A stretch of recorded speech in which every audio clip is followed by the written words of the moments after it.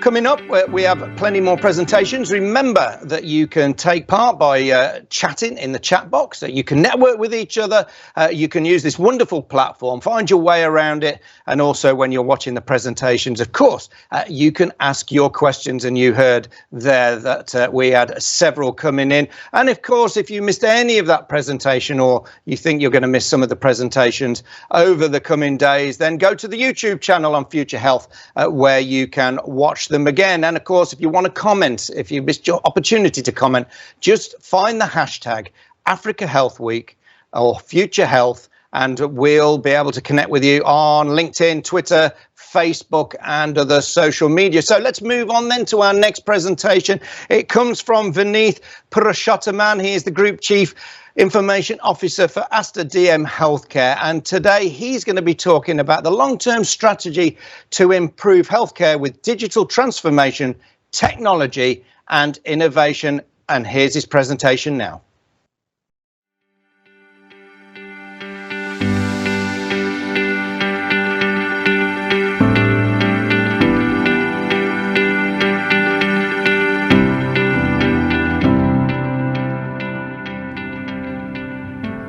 Hello, my name is Veneeth Purushothaman, and I'm the Group CIO at Aster DM Healthcare.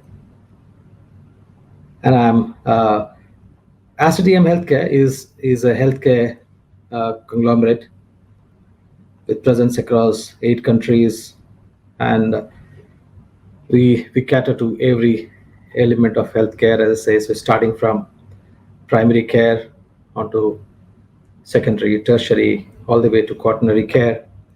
And we also have pharmacies, and we also do a lot of home care. I'm based out of Dubai, and that's where our headquarters are. But we have a great deal of presence in India and the rest of GCC, which includes Dubai, Qatar, Oman, and Saudi. I take this as a privilege to be able to address dignitaries and healthcare professionals from all over the world. And I look forward to this next 30 minutes of talking to you through a very important aspect, a very important subject, I thought. When you say, how can technology play a role in improving the healthcare by digital transformation, by use of technology and innovation? I'll try to do justice to this, and I hope you all find it useful. And so, moving on, I'm sure each one of you, through the day's presentations and yesterday what you heard and whatever you've been hearing from even in this seminar or even otherwise, have definitely heard a lot on digital transformation. Almost everybody has something to say about digital transformation. I believe there are several definitions that I said. So I believe that the best way to define a digital transformation in healthcare is that it is perhaps the most positive impact of technology in healthcare. And when you talk about disruptions, it is something it's something that nobody is ready for, right? And we just went through something very recently, and even now we're going through that, I guess, as most of us in healthcare. Transformation is always not as smooth, and as it's always there is a bit of disruption. And I think as healthcare providers, or in fact any industry, it's important to check whether each one of our organizations are ready for that punch. So there is this Gartner data which shows that most of the organizations are not good enough, are not ready, and therefore most of the time when a disruption happens, we are not good enough to handle that. I think one of the things that as a starting point when you talk about digital transformation, and how do you take your organization through this long journey. Yeah, I must tell you that the first thing that everybody should understand that this is not a project. This is not a few months. It could be several years before you actually complete this journey. So the most important thing that we need to understand is that we have, as leaders, have the patience to go through this long journey. I every time I get into these sessions, these kind of conversations and sessions with various forums across the world, I always represent the country that I belong to, India, and the regions that I represent are usually GCC and India. And I'm sure most of us sitting in this audience from Africa and other countries will be able to relate that many a time when we listen to the Western countries, the more advanced countries, talk about how well they've been able to transform, we realize that we have a long way to go. And that's why it's very important that before we set forth, or one of the first things that anybody should do is understand and assess the technology landscape. It's so very important that we have a technology foundation strong enough. I like this saying where it says that you have to do enough to bake the cake hard so that the icing can stay on it and the cake doesn't crash. The foundation of technology, be it your basic networks, be it your hospital information systems, it's very important that you have it strong. So please assess as to where do we stand in terms of your organization's technology foundation. So that's why I put this slide up there to talk to you about how important it is to get the basics in place, right? Look at it, whether you have a cloud infrastructure or whether you want to have a hybrid one, or like many of the organizations, even like ours, many of our systems are still legacy and we host it on premise. There's nothing wrong, but as long as you're able to connect that on-premise systems or to your cloud platforms. You have to do enough to ensure that there is a clear ownership as to who is driving the transformation. This is not a CIO's job. This is not a CEO's job. This is not a CFO's job. This is about everyone. This is about all the CXOs and more. So it's not just about making one guy, maybe a chief digital officer or a chief information officer or a chief technology officer or a chief growth officer to manage the transformation. If you do not have this very clearly communicated, that each one of us in the C-suite are equally responsible, it doesn't work. And then the most important stakeholder in the healthcare space are the clinicians.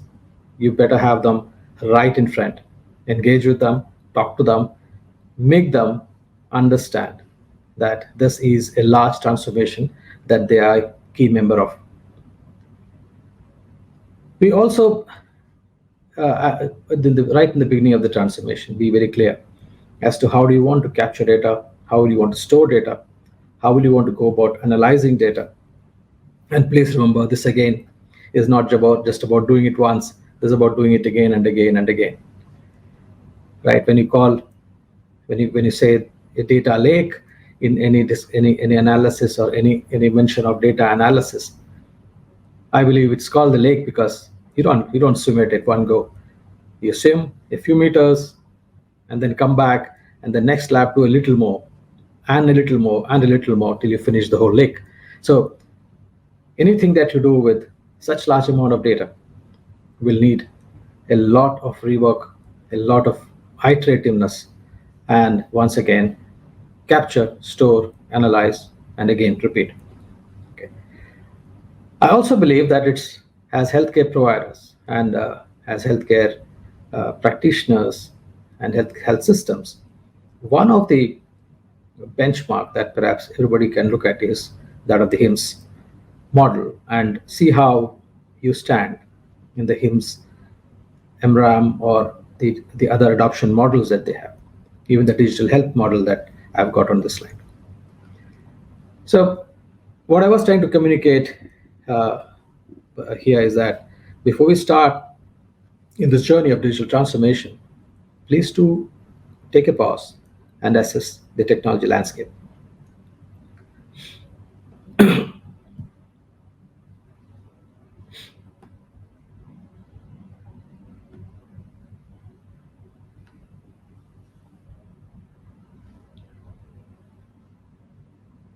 I'm sorry, just taking it. Yeah.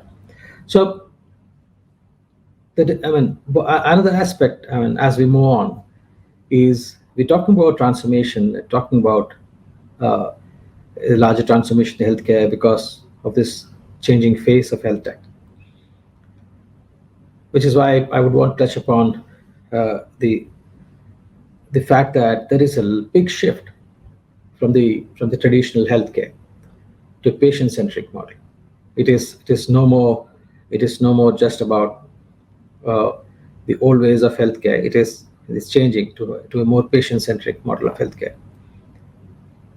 There is a lot of changes happening around us as far as the technology is concerned. Right, it's moving on to more service-based offerings on cloud. It's moving on to a whole lot of health tech, whether it is the ideas and the startups that are there. From the service-based offering, it definitely gives us a lot of nimbleness, I believe, and the freedom to experiment and fail fast. I don't know how many of you know about the days when you had to put servers in place, go into data centers, get the required enough number of CPUs and the horsepower that it needs, and then soon you realize that is it too much or it is too less, right? When you have a cloud infrastructure, when you are hosting things on a public cloud, more so, or with any of your cloud partners who have the ability to be flexible to ramp up and give you more power, it certainly gives you that bit of edge and that nimbleness. Groundbreaking technology in terms of devices, connected devices, which continuously is putting across a lot of data, huge amount of data, and the ability that you have to analyze the data and drive insights. That's another changing face of health tech. All of this is, again, driven by an on-demand aspect where the consumers are asking us to ensure that as healthcare providers, we are available on all the channels that they want to be. So it's a connected consumer. The devices that they use are connected to the internet. They are naturally empowered, and it's almost in the same breath when you say patient, you now say customer, because the word patient makes that, yeah, it is he has to be ill, he has to be unwell. In today's time, the healthcare and the healthcare providers are trying to do enough so that they do preventive care enough so that the patients, they don't have to come to the hospital and become a patient. So we'll do enough to keep them away and ensure that they are customers. So and this also is changing because as we grow, as years pass by, we have a lot of doctors and practitioners who are millennials, and they are coming in to this health system, to our organizations already being digital savvy. That's a big bonus. Not that our senior clinicians are not digitally savvy enough. It's a mindset. It's nothing about age. But then when you have a millennial doctor and when you have very increasingly diverse uh, uh, ethnicity, whether it is skill set, people coming from all part of the world, you are getting into a very evolving healthcare model, a healthcare provider, and the profiles are changing big time. So all in all, a big change in the way the healthcare is shaping up and health tech is shaping up.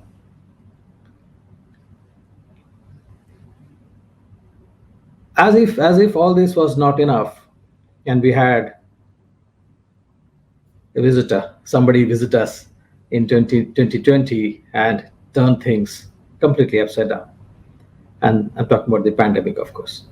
And that acted as a catalyst.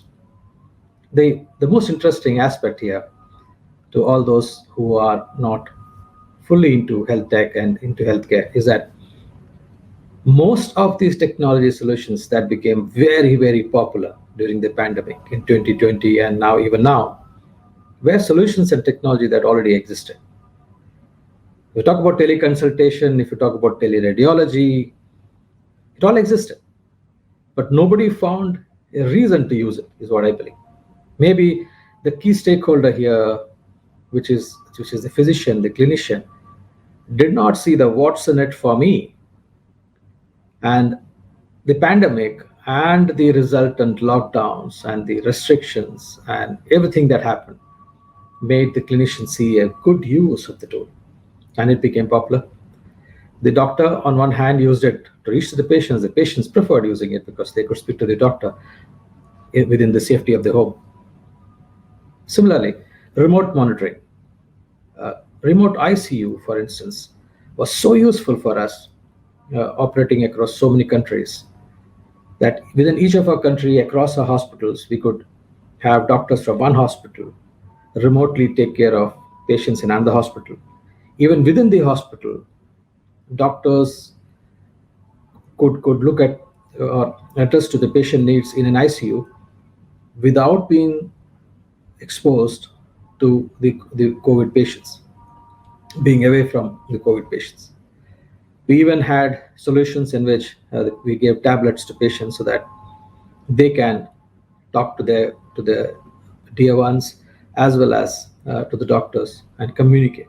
Because another a big concern when it came down to COVID treatment and COVID patients was that fear of being isolated, that loneliness, which was very useful using technologies like remote care or remote IC.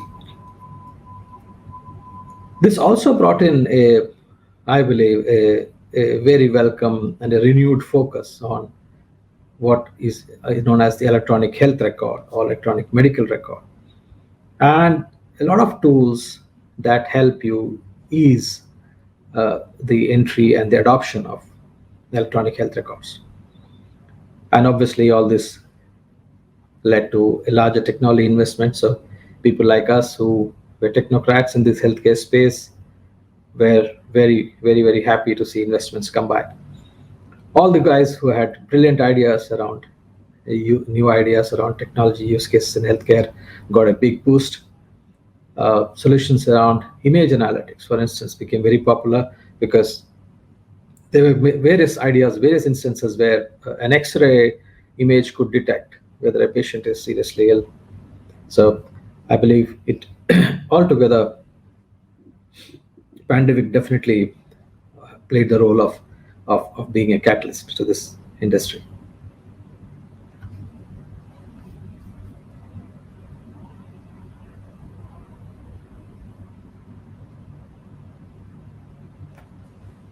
I thought I should bring up this slide. Something I saw. This is a last-minute addition to this deck, which I read. If you see, this is a very old newspaper clipping. You'll see someone picking up a phone and showing and saying, "You'll be able to carry phone in the pocket in future."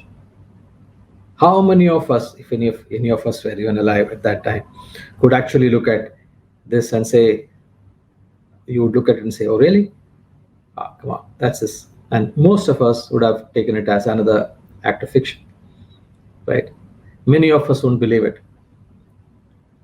Now, while I'm saying this, I know many of you are thinking, yeah, That's true, but there are many similar news that we even now have, right? There are so many things that we get to see.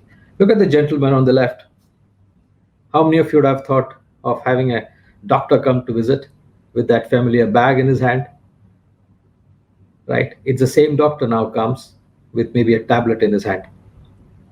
Or who knows, you may have somebody like the one on the right, a friend, a robber, come home with a device in his hand and address to the needs.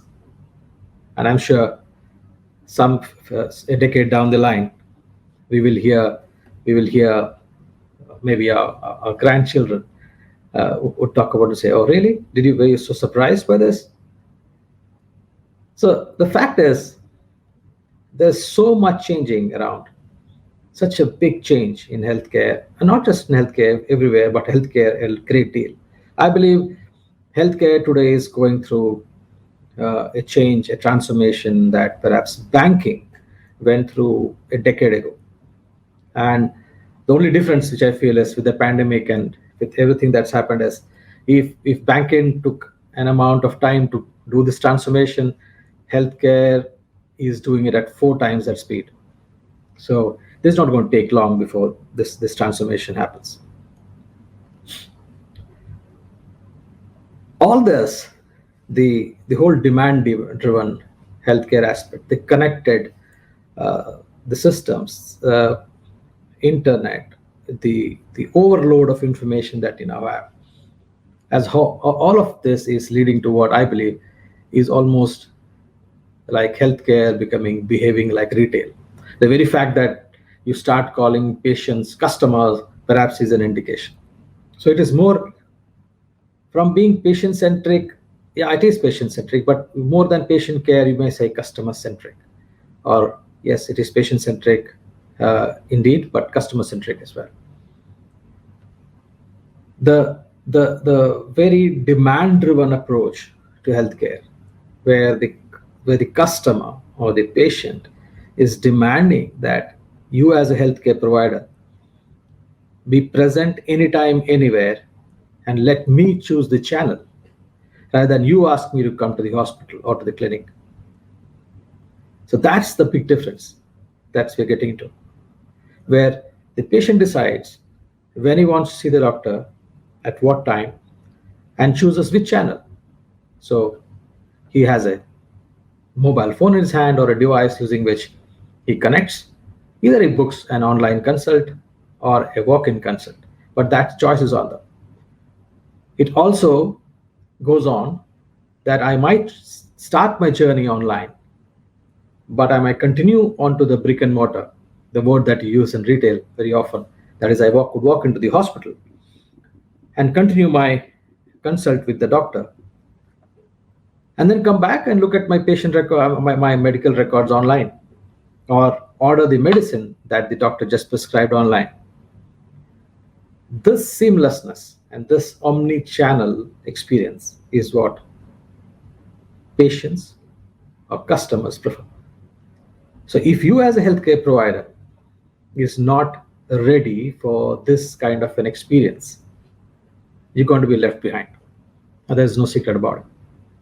So while we are doing a lot to get the systems in place, and while it's very important that you build this platform or this layer on top of your systems, which helps your patients to reach out to you anytime, anywhere, across your facilities, across your services seamlessly. Easier said than done, but then very much with the technology that you have in hand today, it's very much possible and easily done with a little bit of focus and obviously investment. It is again no joke, no secret that it is all about moving from illness to a wellness. Preventive care is very is a huge opportunity. It is all about making your services available online, and like it happens in retail, reminders being sent to patients when their health checkup is due, a nudge, a notification, a call, whatever we as healthcare providers could do to inform them, to remind them whether to eat their medicines in time, whether to do their checkups in time, whether to even remind them of their diets. All of these are now basic expectations from the patients. There is a lot of work that will happen on profiling the patients, which is, again, I'm saying, is very, very popular in retail, right? And obviously usage of social media, because that's one place where we we will definitely find most of the millennials. So if you're really engaged with our new age customers, new age patients, you better know how to use the social media effectively.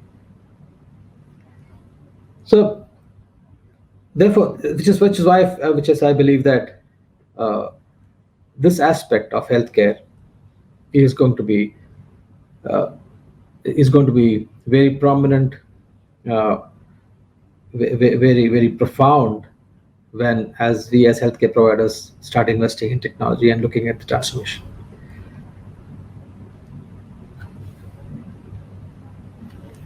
All this, I thought, I mean, based on the subject on how do you move, and with the 30-minute slot, I couldn't have done more. But then I thought I'll cover up the specific areas where technology is going to play and how it's going to play a role. And to conclude, this happens to be my last slide, is that all of this will continue to happen, provided we continue to invest and continue to have focus. And the key drivers in this journey is going to be that increase in the number of devices that's get connected. You're only going to have more and more devices that's going to get connected. There are the Internet of medical things, as we call it. There's going to be a lot of ideas that come up in the form of chips and remote care devices that's going to be out there. There is already a lot of advances in technology around AI, image analytics, genome sequencing, you name it. But there is going to be much more. Every day we're going to listen to new things that's going to be out there for us to consider. There are a lot of ideas, a lot of brilliant ideas out there. 5G, that's going to be a big game changer, because even this presentation that I'm doing to you across the seas, there is nothing called buffering. There'll be nothing called offline anymore. And like they say, the healthcare has left the building. Yes, perhaps it has. So the only reason why a patient will need to visit the hospital will be for a chronic illness or for that emergency care for which he has to rush to the hospital. For everything else, he'll rather stay at home and use one of those devices that you have in your hand and just get the service. Either the doctor will visit him, or the doctor will consult him online, and he will have the required attention. So it is going to be a big difference. Even in the cases where a patient will have to walk into the hospital, I believe majority of the pre-hospital exercises, or everything that needs about filling the forms, about insurance eligibility checks, I don't know, everything could be finished even before the patient walks into the hospital. Innovations around obviously AR, VR will take a lot of prominence. Blockchain, I believe there's enough been said about blockchain, and when the moment you hear about blockchain, people think about bitcoins, and that's the sad part. But then blockchain as a technology, I believe, has a big role to play in the interoperability space. I also believe that this is my own view, that there is a need to relook at some of the regulatory guidelines that we have in place, where most of the countries have decided to hold the patient data within the geographical limits. The pandemic has shown us that it could be any of us who could be stuck in any part of the country.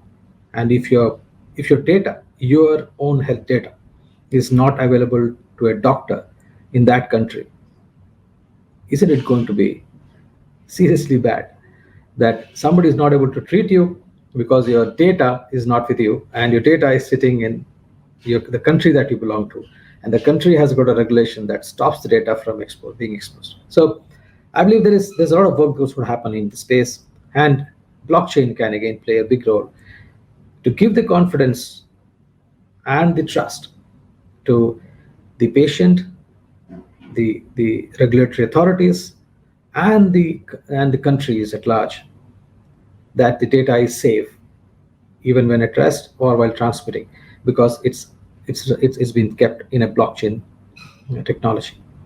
So it's why I believe the blockchain technology is definitely going to play a big role to bring in interoperability across geographies. But then no amount of money, no amount of ideas, no amount of geniuses can really help you all complete your transformation well, until you go and talk to your people, until you invest in your people, until you have people educated, people trained, people rewarded to know the benefits of this change. Right. So I believe if I were to simply write the key three aspects of that would really drive digital transformation, I would have said people, people, and people. Right. Just like you say people, process, technology, a people aspect, and the fact that you have to work with, like I started off saying, clinicians, your own key stakeholders, your employees, and each one of them should understand that this is a change that is going to do a great deal of benefit for them. Each one of them have to get the what's in it for them clear. And therefore, I believe that's the most important driver in this journey. I hope it's been a useful last 30 minutes that you spent with me. It's been my pleasure and my privilege to be able to speak with all of you. And I take this opportunity to thank you all and the organizers for inviting me. This is a huge subject. This is a large subject. We can go on speaking in each of these slides forever. And I would love to be in touch with all of you. And you can reach me on my email ID at veneeth.p@astadiumhealthcare.com, or please send in your invites or LinkedIn connects to me, and I'll be happy to be in touch.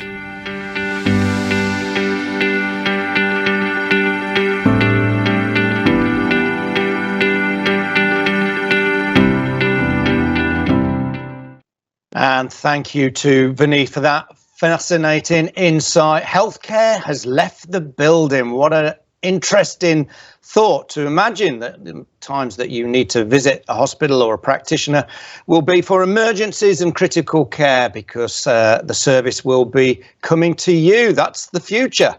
So thank you to Veneeth. He mentioned there that you can get in touch with him via his email. Of course, if you want to use our hashtag Africa Health Week, you may well pick up people there as well. Certainly on LinkedIn, Facebook and Twitter is a great way to connect. And Future Health is the @FutureHealthIn, INN is the Twitter username if you want to contact us there. So Veneeth has left the building now, and we're going to move on.